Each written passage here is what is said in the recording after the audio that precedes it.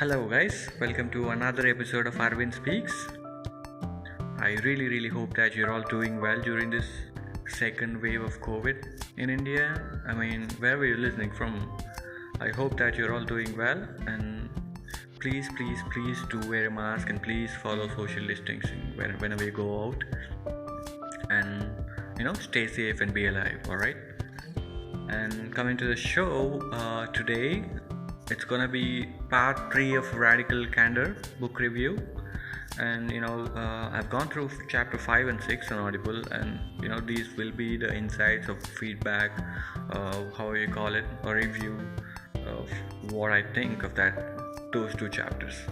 I won't tell you the exact book. I won't read out the exact book, complete book, due to copyright, but again I'll try to give my explanation of the book and my insights, and I'll add on some of my experiences, right? Okay, let's start the show.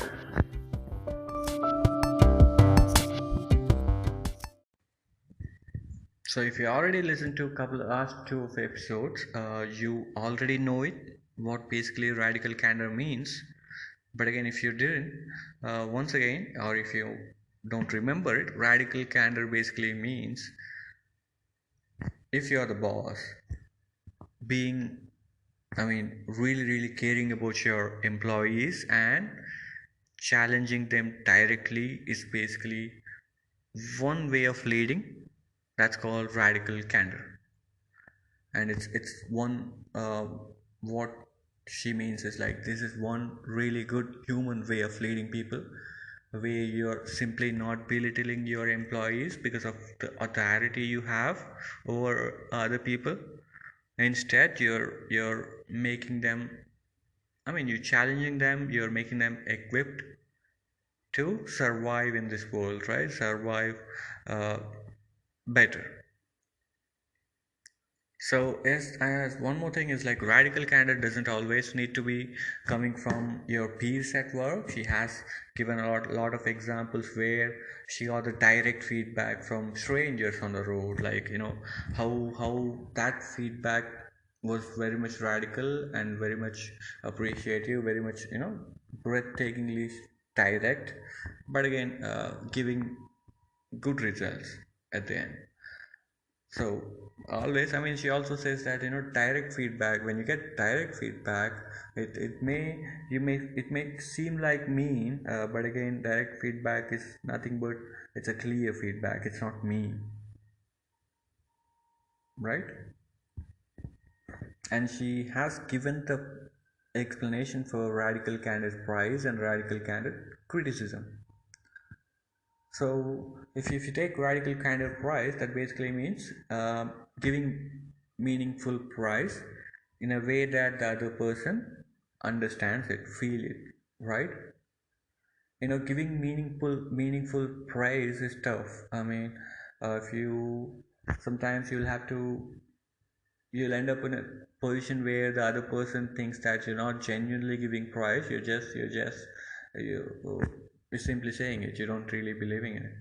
So giving meaningful praise is tough, because you'll have to gauge how it lands as well, and if you're right, and you'll have to explain them if they feel explain the genuinity behind your prize as well.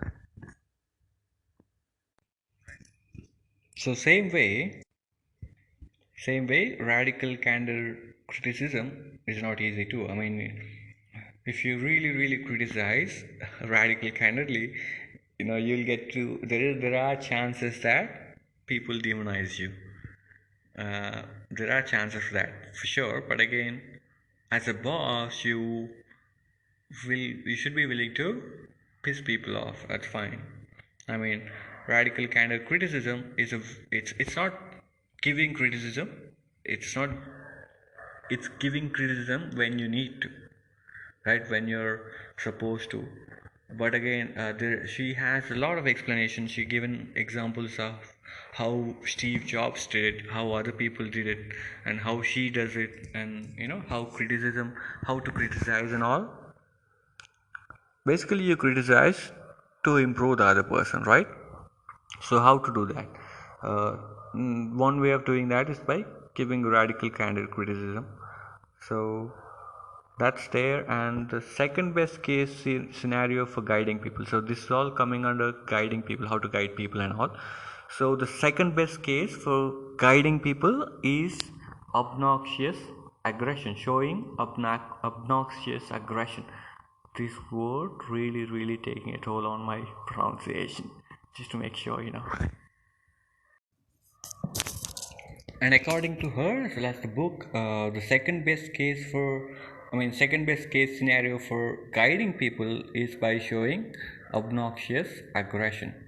So obnoxious aggression basically means where people don't really care about the employees. I mean, the bosses really don't care about the employees, or the team members, or the people they are leading, but just criticize them, taking advantage of the authority they have over the others. And unfortunately it still works. I mean, some jerks happen to win because they show aggression in the real world. As a matter of fact, if your boss is showing you obnoxious aggression, I think you need to choose a better one. So the better one is radical candor. So that's where you'll get criticism, of course, but again, the criticism which is genuine, which would be an explanation. And really, chapter 5 and 6, she has given a lot of explanation behind what goes into giving good prize and what goes into giving good criticism, and how she does it, how Steve Jobs used to do it, and how other people used to do it. So please do listen to it. So basically, in general, and even in the real world, people like confident assholes rather than nice, inconfident people. That's what she believes in, and I think so as well. I mean, so uh, most of the times, these confident assholes get to win. People who don't behave, but again, they're confident, so they get to win. But what she definitely tells is, like, if you're really kind, and if you're being kinder to your team, and if you're practicing radical candor, even though you might get to see a momentary upset, in the long term you'll definitely prevail. Because obnoxious aggression, this thing really leads great results, gives great results in the short term, but again results dead bodies in the long term. So the manipulative insincerity is the third one. Basically, the manipulative insincerity is where you don't really care personally, but wants to be liked, basically. So you don't really care about your team, or you don't really care about your employees, but you just want to be liked, and you do nice things for them, and you act nice and all, right? So that's called manipulative insincerity.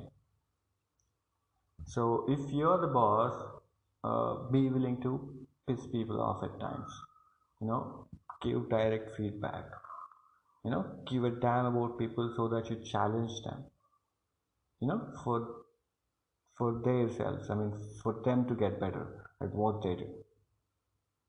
And finally, today in today's episode, there are a lot of she also talks about what should be the ratio of praise and criticizing.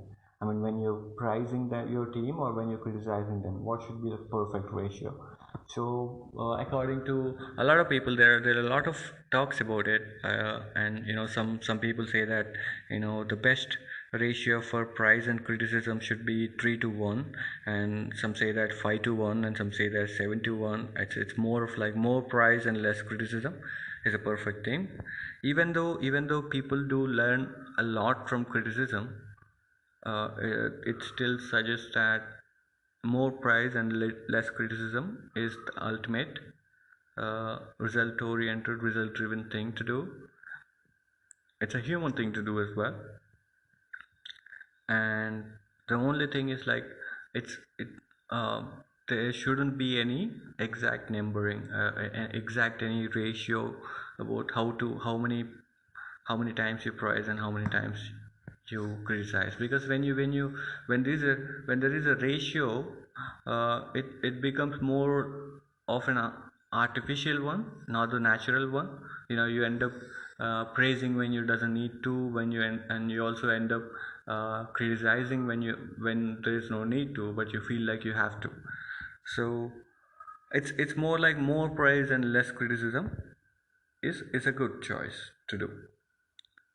So that's all for today, and I I generally hope that I am clear with my pronunciation and you understood what I'm trying to say, and I hope you keep doing well and have a good day. Thank you so much. Cheers. Peace. Huh?